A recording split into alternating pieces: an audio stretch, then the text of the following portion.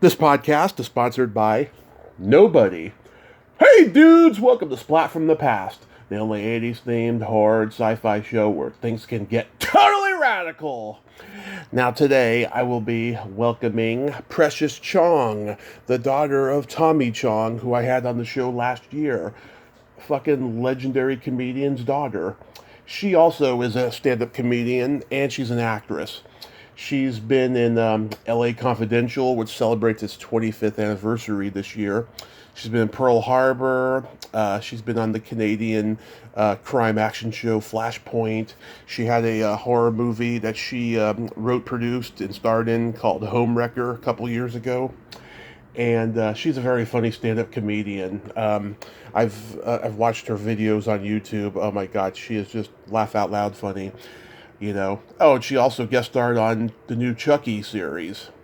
And I'm going to ask her about that stuff. So she's been in horror and comedy. It's going to be a great conversation today. Also, rest in peace, Bob McGrath. You all remember him as Bob on Sesame Street. He was on for nearly 50 years. What a long, great gig that was, huh? And to me, he was just always Bob. You know, he was always there on that show.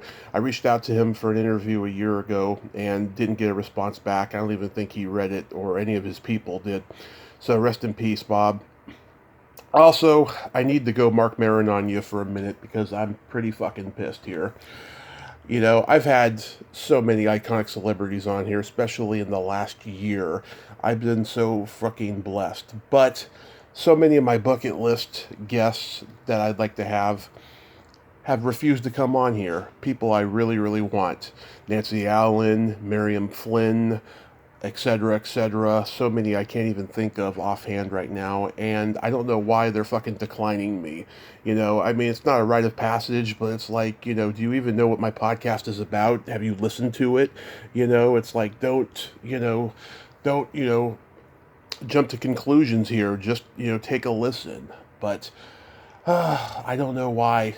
You know, if this keeps up, into next year, I'm just going to probably wrap up the podcast because I'm just tired of hierarchy and bullshit in this industry. A couple other guys I know are thinking of leaving the podcast world too. I might do it as well. Who fucking knows? We'll see what happens. But in the meantime, here is my interview with Precious Chong. Hey, Precious, welcome to the show. How are you today? I'm good. I'm good. Thanks for having me. Yes, this is such a great honor. Thank you for taking the time today. No problem. So, going back in time, I can imagine being the daughter of a comedy legend like Tommy Chong and the sister of Rae Dawn Chong that you gravitated toward performing in showbiz early on in your childhood. Yeah, kind of. I mean, it was all around me. I kind of fought it as long as I could. I thought I would do something different, more, I guess, normal. But Yeah. they got me in the end. Did you do like school plays and community theater? No, I did. My original dream was I wanted to be a ballet dancer, so I took a lot of dance classes and really wanted to be a ballerina. So I really was focused on that for most of my childhood. I mean, I did commercials and stuff when I was a kid, but that was just an LA thing. And then I was around my dad when he was shooting, and my sister was doing her own thing. I mean, she was kind of, she got her first, like when I was in high school, I guess, she was, like a movie star. Mm-hmm. So it was all around me. But I was more kind of into academics, and I was the boring one. What did you endorse in commercials? Oh, when I was little, I think I Yeah. did a Sears commercial, and then I did a weird commercial for Japanese dried fish. I think these like businessmen hired these little ballet dancers, and I did that. And then I think that's it for commercials. Oh no, I did one for like a gas company, and we got to go to San Francisco Wow. when I was like 10. But I remember I was like talking to my grandma, and I remember the actress playing my grandma told me that the other girl who auditioned was better than me. Yeah, I'm from San Francisco, so that's awesome. Are you trained in all Yeah. Are you trained in all types of dancing? Pretty much. I mean, I did like jazz, ballet, and tap Yeah. when I was younger, and then some modern. Yeah, I did all that stuff. And then full circle, the funny thing about that commercial in San Francisco was Mm-hmm. when I worked on Alice and Anders, I had a small part in a movie called, what's it called now? You know, oh man, my brain. Oh yeah, Alice yeah. Anders. Grace in My Heart. Grace of my heart. Yeah. Yeah, and then when I worked on that, one of the guys, I forget what he worked with, like behind the scenes in production, he's like, I remember I worked on that commercial you did in San Francisco when you were a little kid. It was so crazy. Yeah. Small world. That's awesome. So you said you spent some time on Cheech and Chong's movie sets. Were you on the set of Cheech and Chong's next movie? Yeah, definitely. That one, Up in Smoke, no. Up in Smoke, vaguely remember my dad, after a screening, they were like playing basketball outside and at Lou Adler's place. But for next movie, I remember visiting them on the set and I think they gave us all small parts in their movies. Yeah. We ended up getting cut, but we were definitely on set, and I remember being on the Universal lot and seeing them on location and the Winnebago vans and the craft service. I mean, when you're a kid, you just were into like, oh, I get free candy and I don't have to go to school. That's kind of like the allure. Yeah, next movie is my favorite. I told your dad that when I talked to him last year, and what I like about it is, I'm friends with all the early groundlings, and they all got to be in it, and so they loved working with your dad.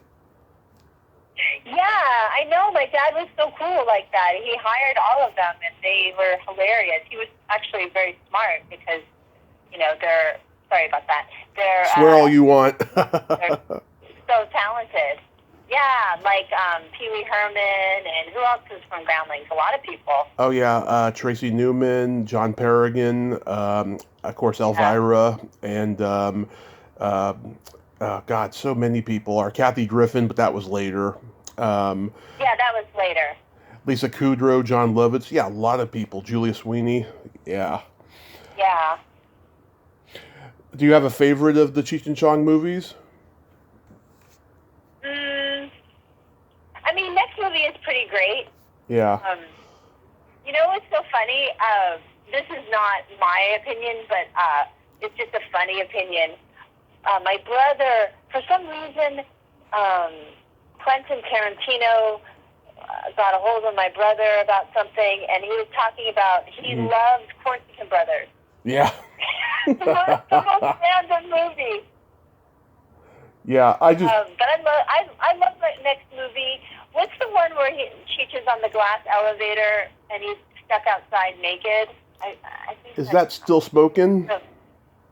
Yeah, that. Yeah. I remember watching that as a kid, and I literally saw a screening of it, and afterwards I was like, "Oh, Dad, you're going to win an Academy Award for this movie. It's so good." Yeah. Oh my God, that's so awesome. You remember when they were in It Came from Hollywood? No, I don't remember that. Yeah, it's a documentary hosted by Dan Aykroyd, John Candy, Gilda Radner, and Cheech and Chong. And during the Cheech and Chong sequence, they're in a movie theater and they got this gigantic popcorn that your father ordered. It was so funny. Uh-huh. Yeah, it's a documentary. It shows all the creature feature movies of the 50s and 60s, all the cheesy, low-budget ones, it's stuff. It came out 40 years ago. I'm trying to get the director on here before the year ends. He wants to come on, but he's just super busy, and right now he's got the flu, but hopefully I'll get him, at least by the week of New Year's, so fingers crossed on that. Yeah, that sounds great. Yeah, I wish I had asked your dad about that, but I had forgotten. And halfway through it, your dad told so many great stories, so I forgot. Yeah, he's the best person to have a podcast, or the worst. He never stops talking. He has a lot of stories. Yeah. So, after high school, did you attend college? Yeah, I went to school, went to university in England for 3 years. I studied English Lit, and then I came back to LA and I got a job. Of all things, I got a job. You know who got me the job? Uh, Did you ever see AK Tommy Chong, the documentary about my dad going to jail? no, I didn't even know about it. Oh, it's a great documentary. It was directed by this guy named Josh Gilbert, who Uh-huh. sadly passed away from cancer a couple years ago. But Oh. he was working for Cinetel Films when I got out of college, and I was doing coverage for them, and then he referred me to Oliver Stone's assistant. And so my first job out of college was at a university, was working for Oliver Stone Hmm. for like 6 months, and then I got fired. And then I decided I just wanted to be a dancer, so then I went and used my degree to become a professional dancer. So yeah, so that's what I did. But there's some other story I wanted to tell you about my dad. It'll come to me. Okay. I remember for after hours, my dad was working on after hours in New York, and um, we were invited to go visit him on the set. But instead, we went to a party. Me and my friend, we were teenagers. We were so stupid because we got to stay out late because we were going to go visit my dad on the set. So instead, we went to a party. So that was a stupid move. Should have gone to that set. That would have been fun. Yeah.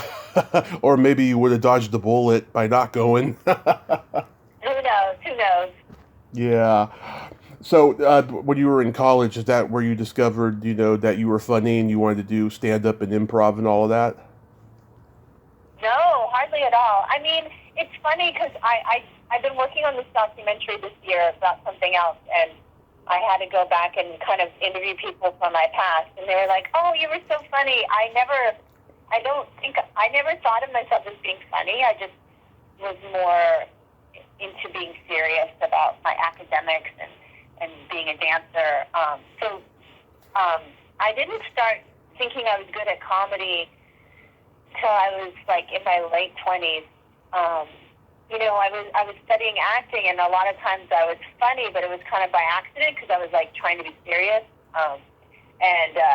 And then it just came out funny. And I remember meeting with this agent, and she's like, "You should go to Groundlings." And I'm like, "I'm a serious actress," and she was absolutely right. But eventually, I went to Groundlings.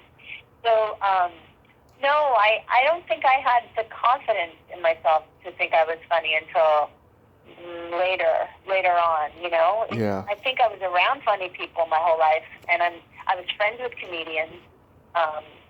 Yeah, it took me a while to figure that out. Were you at college when your dad made Far Out Man? Yeah, I was. Yeah, because according to IMDb, and we know how inaccurate they can be, you're like the only family member who's not in that movie. I know. I did work on it, though. I was an apprentice editor on that. Okay. Yeah. 'Cause they didn't write Yeah, that down. but I was not in that movie. No, I was at university. Yeah, that was actually the first time I had ever seen your dad, and the first time I had seen Cheech was in Born in East LA. Like, I saw them in their solo movies first, and then found out, like, by the time I was 10 that there was a Cheech and Chong, and I liked that stuff even more, Oh my God, that's so interesting. You found it out like backwards. Yeah, it's happened to me a lot. There's a lot of people I discovered their current work, first, like back in the day. It's really weird. Like, when Aerosmith made their comeback in the late '80s, I saw their videos on MTV, and like my dad had their vinyl records of their early albums. He played those for me. Yeah, Yeah. exactly. No, I understand that. That's funny. Yeah. So going back to Grace of My Heart, as you mentioned before, that was like your first movie, right? Yeah, pretty much that. That was my first, my first movie. I was in a play reading group, and one of the people in the group was the casting director for it. And then it was such a fun experience. It was an anomaly. I got spoiled. Allison Anders is so nice, and she sent me a note for my first day, and it was a really great experience. It was very magical. And then after that, I think my second movie was LA Confidential. But it was funny because I went to see a screening of Grace in My Heart with this other actress and this writer I was dating, and we were joking about, like, I was crying in this movie and she was getting beat up in that movie. Like, there was a lot of victims. So that was sort of my hit, I guess, as they call it. Yeah. Did you interact at all with Ileana Douglas? I was in the scene with her. I was just an hysterical fan crying. I remember her face was kind of taken aback when she wanted to laugh when I was acting with her, but I didn't think that was a bad thing. No. But there is a funny story about the Grace in My Heart. Funny, sad. Mm-hmm. So, production contacted me before I was shooting, and they're like, Allison wants you to sing a song in the movie, and I'm like, I'm not a singer. And when people say that they're not a singer and they don't really mean it, yeah, I mean it. And so they were like, well, she wants you to. So they have me hook up with this producer, and he's really famous. I can't think of his name, but he's really famous, and he used to be married to Joni Mitchell. I mean, he's a real deal. And we spent the whole day recording this song, and I remember feeling really confident by the end of the day that I was such a good singer. And they still did not use that song in the movie. But that was a funny story about Grace in My Heart. Yeah. Let's see, who's that producer? I'm looking him up now.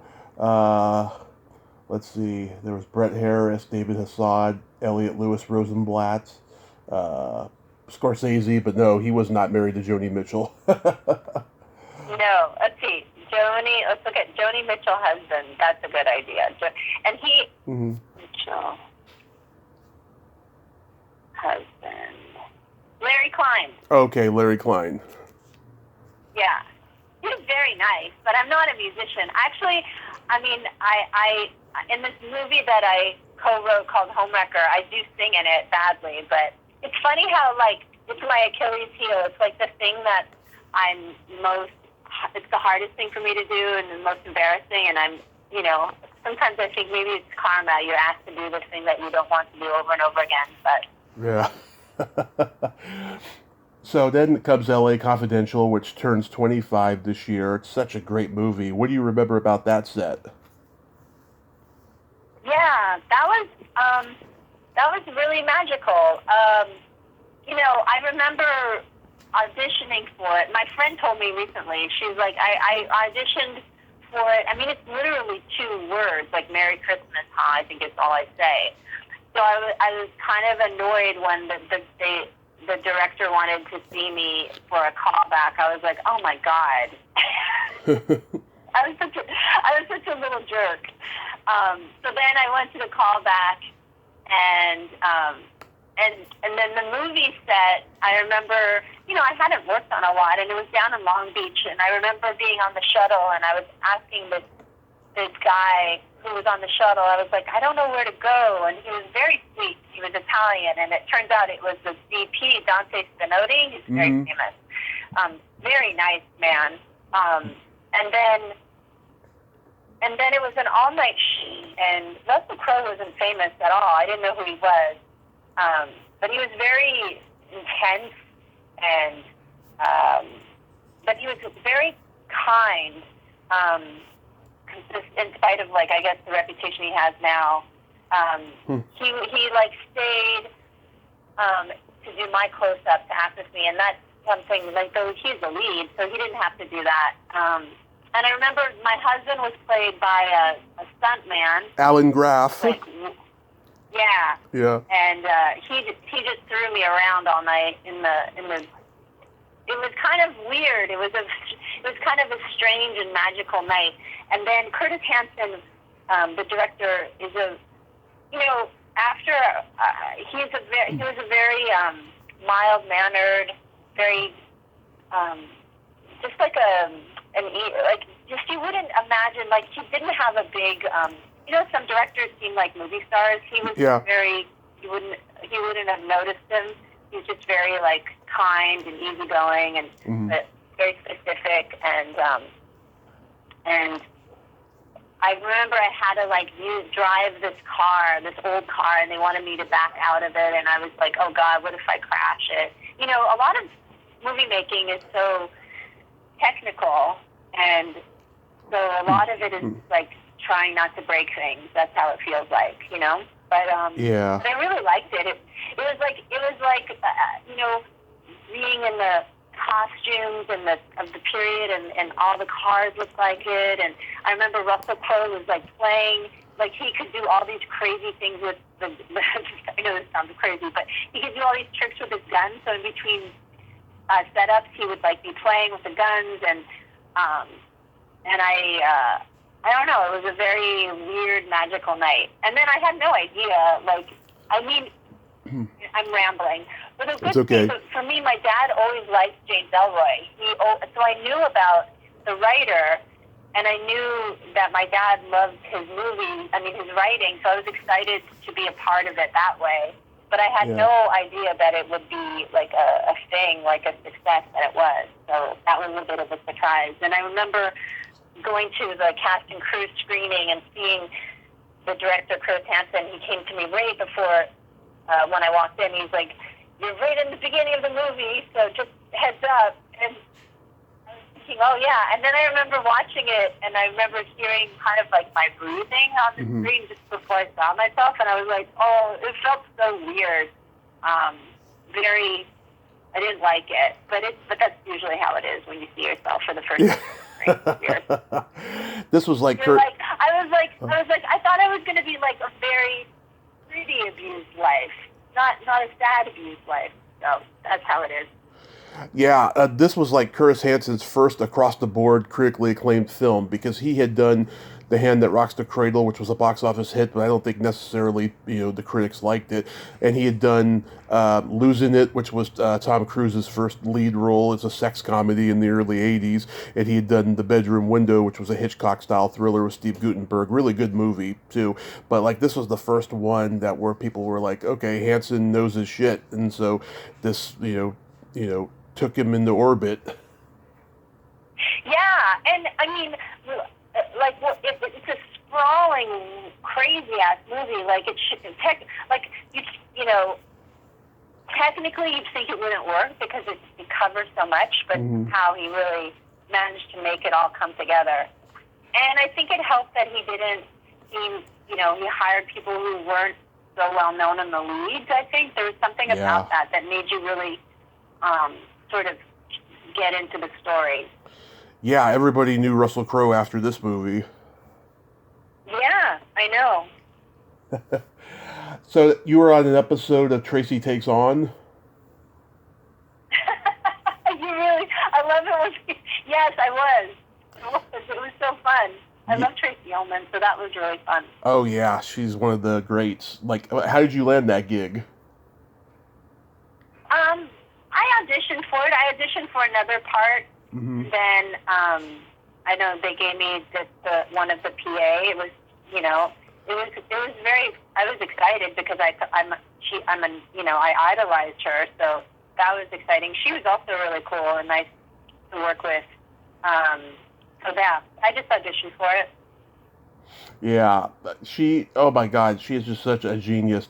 And like the way she can transform and become the characters that she plays is just, it's creepy in a way, but in a good way. I know, it's uncanny, and she's just good at everything she does.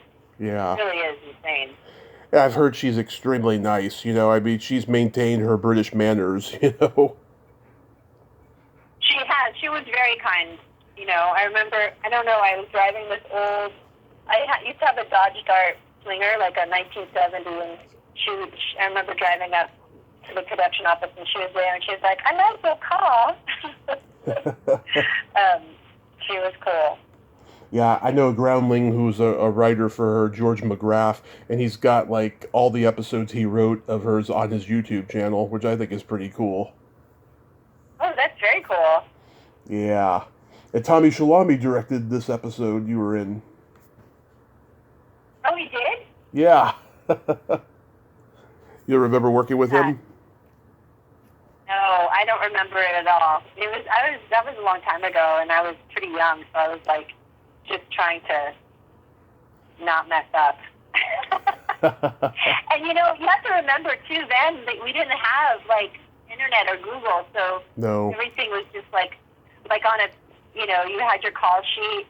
Mm-hmm. I guess I would save my call sheets, but didn't he go on to do West Wing?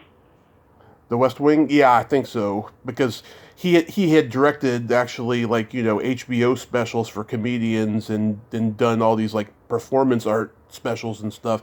And he also directed this great movie that's so underrated called Miss Firecracker with Holly Hunter in the late 80s. Oh, yeah, that's based on that play. Who's the writer? I know that play.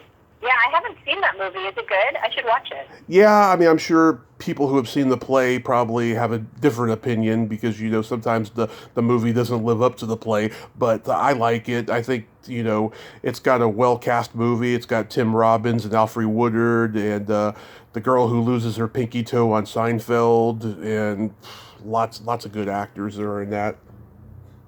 Yeah. Oh, cool. Yeah, Beth Henley. Yes, Beth Henley, that's right. Then you do The Fortune Teller. You were a girl on stilts. Oh, yeah, I don't remember that. I walked on stilts. I was in a group called Girls on Stilts. Oh, yeah. Yeah, in Los Angeles. Me and a couple of actresses, Delana Mitchell, she was known, and she's in that Delana Havlin, and then Amy O'Neill. Amy O'Neill was in Girls on Stilts with me, and she was in Honey, I Shrunk the Kids. Yeah. Then Delana was in Vanilla Sky. And then we were in a circus group called Girls on Stilts that would perform around Los Angeles and do different gigs. So that's how I got that gig. So that was kind of your improv training? Walking on stilts? Yeah, in that group. No, that was more circus stuff, some dance. And then I did do groundlings on and off over, like, between, I would do, like, plays and stuff, but then I did groundlings up until, like, 2005. No, my son was born in 2005, and he was a baby when I finally finished advanced. Yeah. So, but that's where I did some of the improv training there. Nice. Then you play a nurse in Pearl Harbor, which is probably one of the most hated movies of all time. Yeah, he's a jerk. Oh, Michael Bay? Yeah, he was a jerk to me, but I was like a nobody in that movie. Yeah, it wasn't a great experience. It was an interesting experience, but. Did you work with Affleck? He was in the scene I was in. Mm-hmm. He was nice. Oh, that's good. He kind of apologized for Michael Bay's behavior. I guess he was stressed, but he was just yelling at everybody all the time. It just felt really creepy. Yeah, it was during that period where like Jerry Bruckheimer, Michael Bay were doing all these overblown epics for Disney, and all the critics were just blasting them, but like people were going to see them. That's like the beginning of the state that we're in now with Marvel movies taking over the world. All these special effects amusement park movies just rule the box office now. Yeah. I have to say, I was so impressed with Kate Beckinsale. She was like cool as a cucumber. Like she just did not let it bother her at all. I have a lot of respect for her. That's good. Yeah, I'm sure other people just would have been, fuck this, I'm out of here. Yeah. I saw this on YouTube. You were on an episode of this. It was kind of like a Canadian Sex in the City. It was called Show Me Yours. You did your homework. Yeah, I did it. That was, I was pregnant, and I did that scene with my then husband. That was with Wes. That was kind of my first job in Toronto when I moved here. Mm-hmm. And it was kind of funny because when they booked it, they wanted me to be topless in the scene. Yeah. I guess because it was like low budget, whatever. And I said I would. I guess I had to sign that. And then on the day, I was like, this does not need me to be topless. Like, why would I not have a bra on?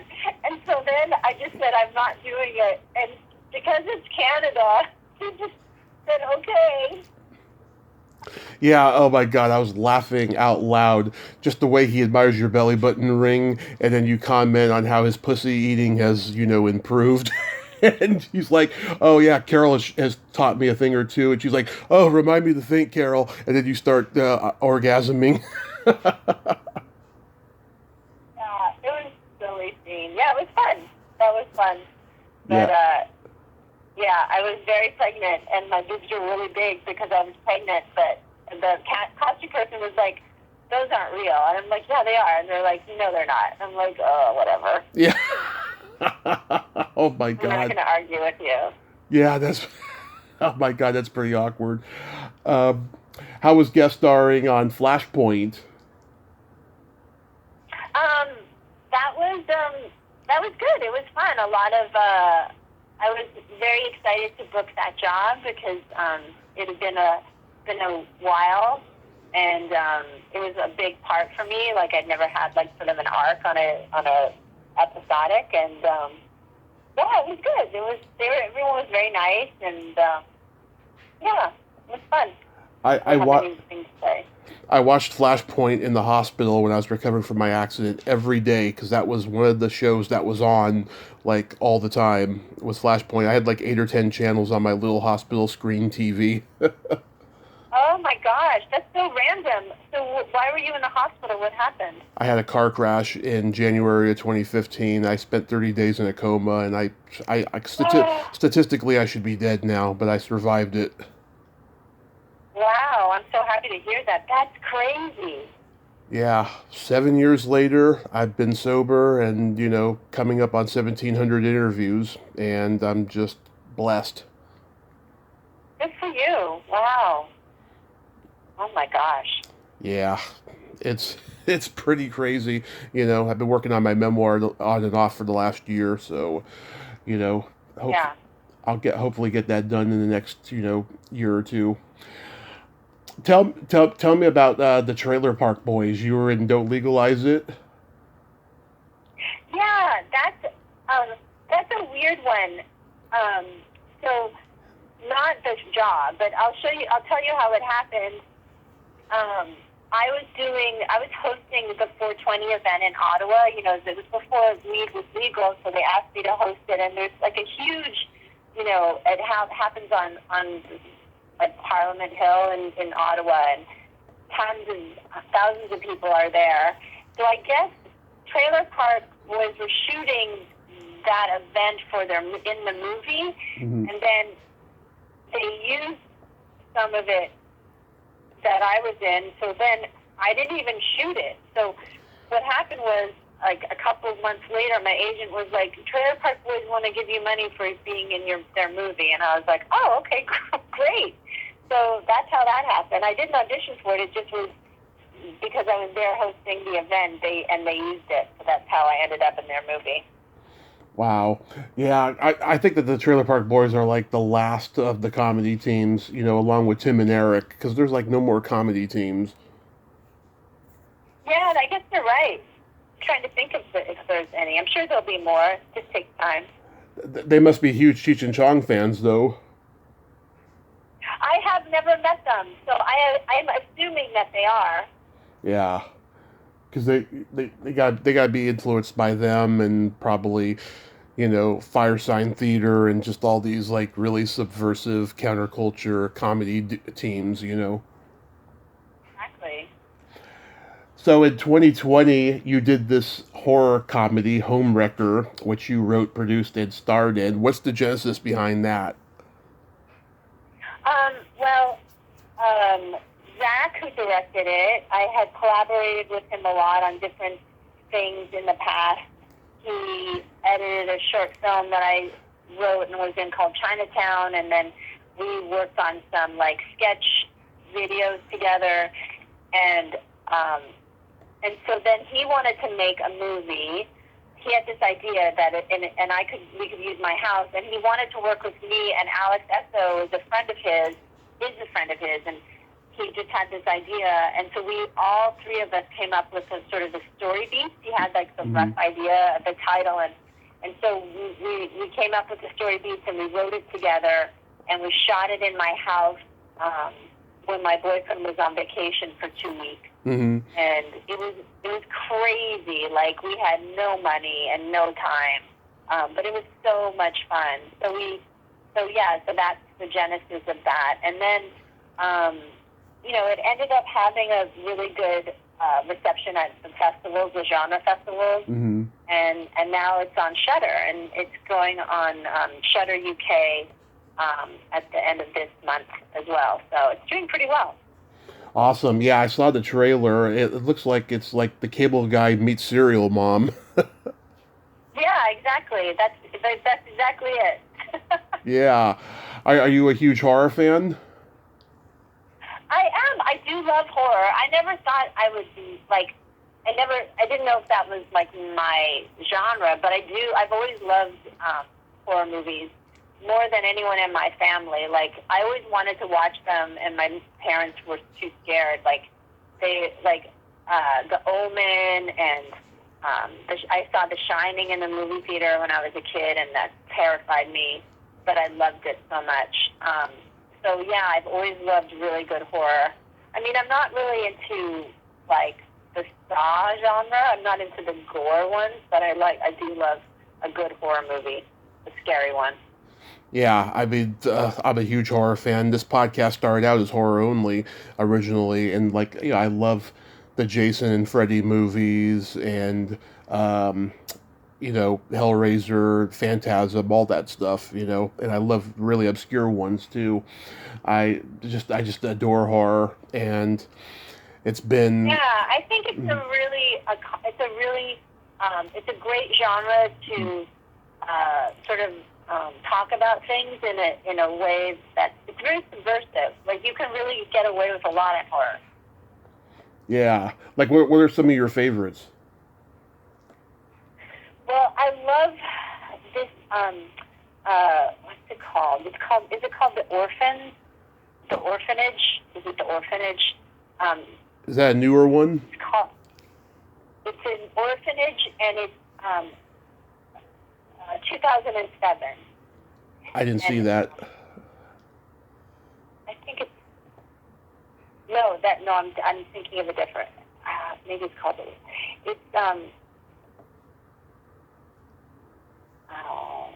I'll think of it. It's really sad. It's Guillermo del Toro directed it. Okay. The early Guillermo del Toro movie. Let me look it up and see which one it is. And it's just like, so sad and beautiful. The Orphanage, yeah. And then I love The Shining. Yeah. And I really love this. It's not really horror. I guess it is horror. It's a Jodie Foster movie called The Little Girl Who Lives Down the Lane. Oh yeah. Did you see that? Yep, I remember that one. And then I really liked Don't Look Now. That you know which one I'm talking about? Don't Look Now. Look. There's so many ones with that title. I can't even think which one. It's a Nicholas Roeg movie with Donald Sutherland and Julie Christie. Oh, okay. Yeah, I remember. Yeah. And then I'm a huge fan. I mean, I loved the recent one. I loved Pearl and X. Like, wow. Mm-hmm. That was so fun. Yeah. So those are the horror movies I like. Yeah, I mean, I love Dawn of the Dead and Friday the 13th and Reanimator and Evil Dead and, the original RKO or Universal monster movies, Frankenstein, Dracula, stuff like that. Yeah. I mean, Evil Dead was so good. And I remember seeing Nightmare, like one of the early Nightmare on Elm Street. I think was it 85? Whatever that one was. 84 is when the first one came out. Okay, so maybe it was the second one. Or maybe because I was in I was in Europe then. I went to school in Europe, so movies were always a little bit later there. Mm-hmm. And that movie, I couldn't. And then I remember being in the movie theater and being like, I don't think I can take this. I think I'm gonna die because it was so relentless. And now I guess we're used to that sort of intensity, but then I don't think we were, like, or maybe because I was younger, I remember being like, I can't, like, there was no relief in that movie. It was so intense. And I really liked, the old, like, you know, Halloween and Friday the 13th, those first slasher movies. Yes. Night.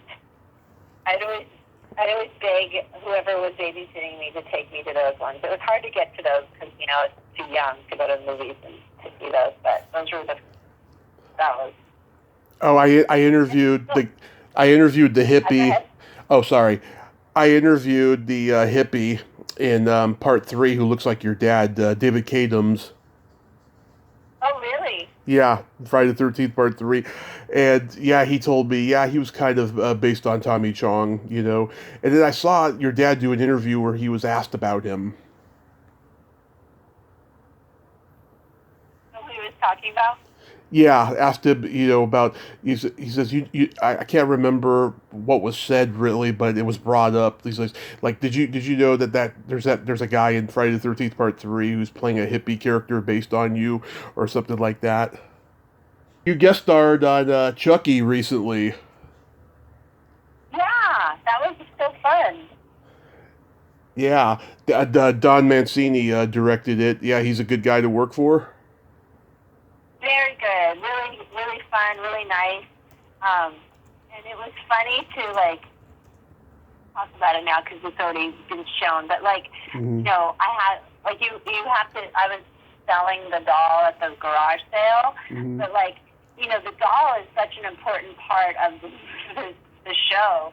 So they have like one doll that you use as like rehearsal, and then they have like the real doll to use for when you shoot. But the real doll was like it was heavier, so when you put it down, it would just fall off the table, and like everything got shut down, and like everyone was like rushing to fix it. It was so stressful and funny at the same time. It was like, oh my God, this animatronics doll is the make or break of this whole thing. But it was fun. It was totally fun to work on that and be a part of that whole legacy. Yeah, that's so awesome. So when was the first time you went up and did stand up? So technically I did stand up in LA. I guess I didn't really have a set. I just went and tried it at the Belly Room in the Comedy Store because my friends were comedians, like this in the late 90s, like maybe like 94, 95. Yeah. And then I guess in Toronto, I did it again in like, I think it was like 2012. I think I started doing stand-up again. So it's been 10 years that I've been doing stand-up. Yeah, was it Cynthia Levin who got you to go up there? Yeah. You know Cynthia?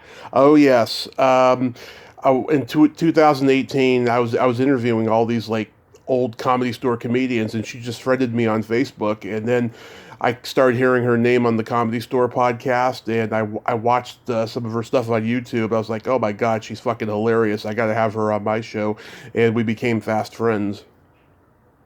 Aw, I love Cynthia. She was one of my closest friends in the in my early 20s. And we just reconnected. Now she's living in New York.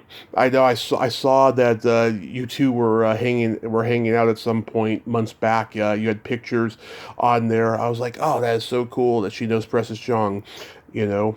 And yeah, I just adore her. You know, I remember during our second interview, she didn't even know. For like 20 minutes, she didn't even know that we were recording, right? And so she was like being herself, right? Being very kind and compassionate, right? And then after after she was like, "We're not recording yet, are we?" I was like, "Yeah, we are." And she's like, "Oh fuck, can we start over again?" Because I was giving you too much personal information. I was like, "All right, I'll edit this later." And then she turned on her cunty persona like real fast. It's like that's how brilliant of a performer she is. Oh my God, that's hilarious. That's Yeah, so funny. yeah. I just I'm like, what? Yeah, I just adore her. So, yeah, I saw your video on YouTube of you're up on stage talking about men's balls.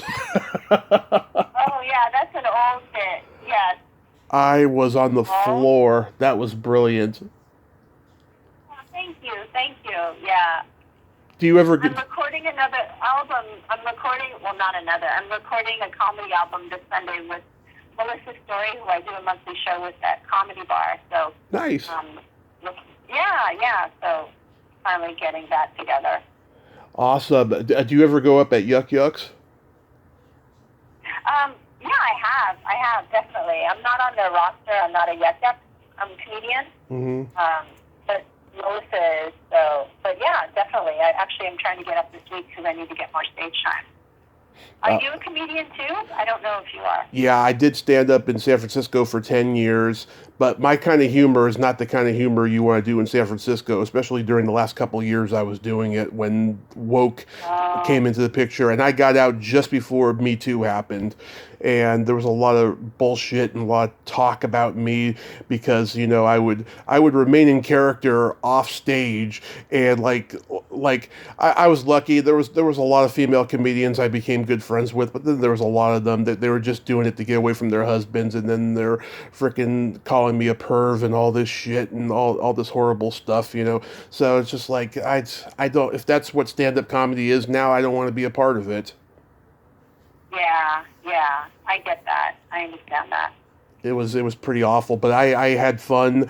I got to meet a lot of comedy legends along the way, and I got to perform at the San Jose Improv, which was always my goal. Even if I wasn't like San Jose Improv regular, at least I got to do it a few times, and that's Yeah. that's something you can't take away from me.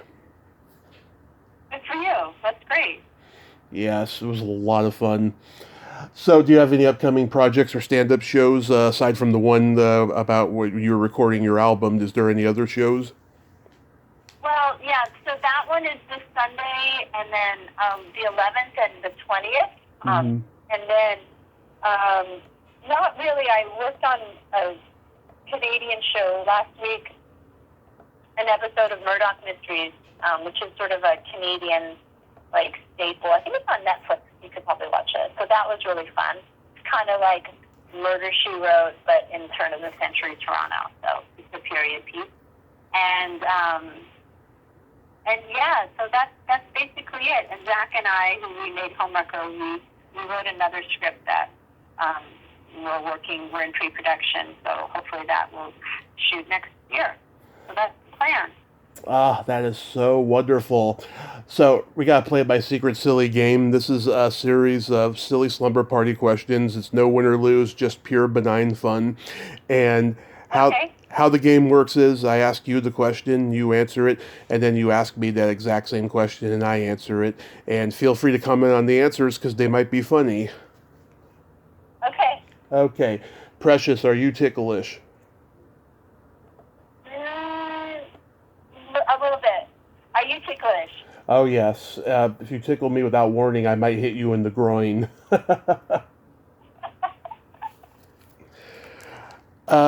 Is I'm kind of into tickling people. It's a bit sadistic. Okay, keep going. As long as you let me know, I have no problem. Hold on a second. Is your belly button an innie or an outie? And any. Nice. Is your belly button an any or an outie? It's an innie. Oh, What color are your toenails painted? um,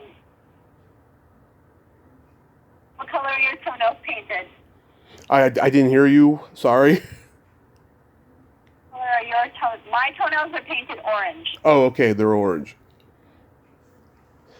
Okay, mine And what color are your toenails painted? mine are not painted. Last time they were like a blue-green Easter egg color. Yes, been painting them since I was 13. Uh, Oh. what would you say is your best personality trait? Um. Uh.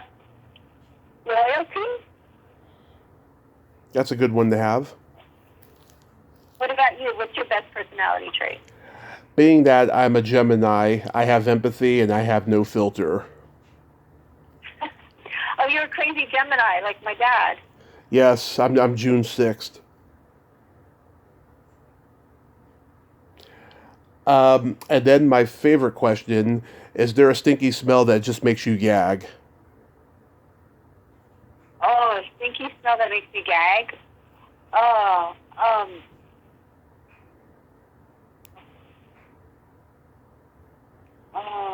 Now I can't think of anything.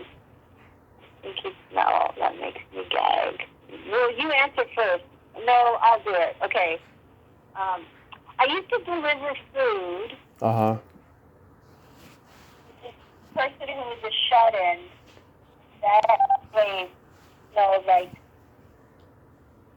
sweet death. And that is the gaggiest smell I've ever had. Oh, wow. Yeah. Yeah. That's, yeah. What about you? It's either farts or feet. I was on a plane. I went to Mexico, Mm-hmm. and this week for Thanksgiving to see my family. We all met there. And then on the way home, I have a feeling the boy in front of me had like an upset tummy because, man, he was just ripping these stinky farts, like tummy trouble farts in the plane. And I was like, oh, man, that's the worst. Yeah. Yeah, farts are bad. Farts are bad. Yeah, they are. Oh, here's an unrelated question. Like your dad, are you a fan of marijuana? I actually I'm more than marijuana. I've been around it a lot. I'm Mm-hmm. not the most interesting person to get high because I'm fun for like 5 minutes and then I get silent. Oh. So, funnily enough, like my partner, he loves to get high. So I'm always around people who love to get high. I guess that's called your upbringing. I don't know. What about you? Are you a fan of marijuana? Yeah. I don't do it as much anymore because my lungs were compromised in my accident, and I just don't want to make it worse, so I quit doing it. Um, but yeah, for years I did it. You know, it's funny because I tweeted at Rae Dawn once and I asked her if she was a fan of marijuana, and she just replied me, no. Yeah, she isn't. You should have her on the show. I've tried. We have a mutual friend who tried to make it happen, and neither of us heard back from her. So I was just like, okay, that's fine.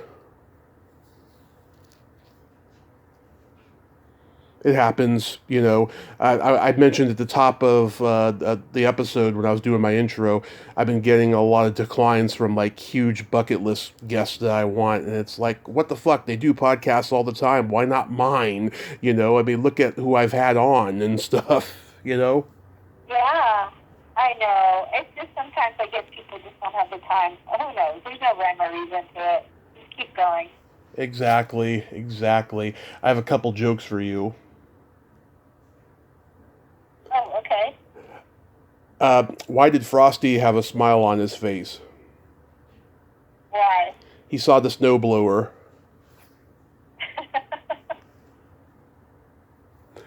Um, why did the elf frown upon getting a sweater for Christmas? Why? He wanted a moaner or a screamer. Oh,